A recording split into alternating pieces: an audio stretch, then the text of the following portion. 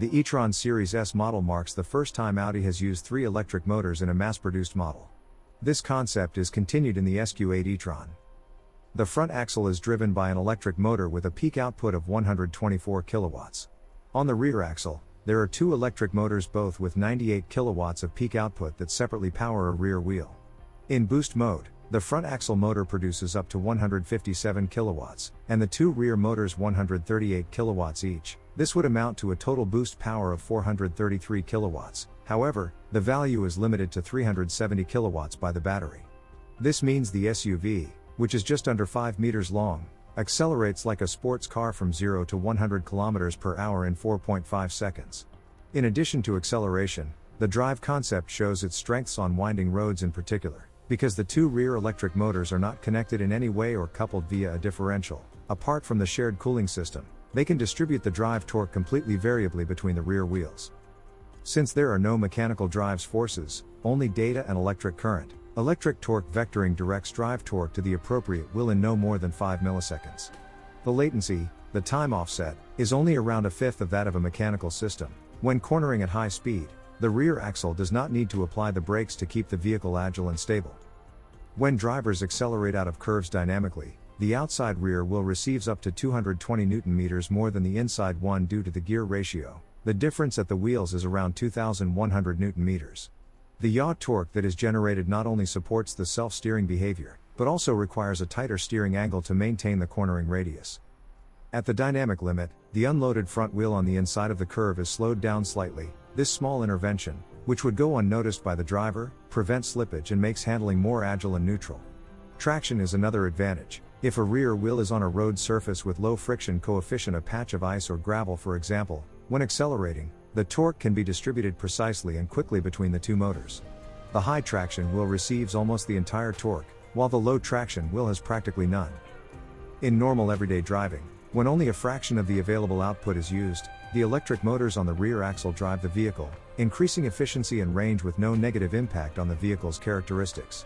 When more output is used, the torque shifts to both axles, so the SQ8 e-tron can immediately demonstrate its sporty character and take advantage of electric torque vectoring.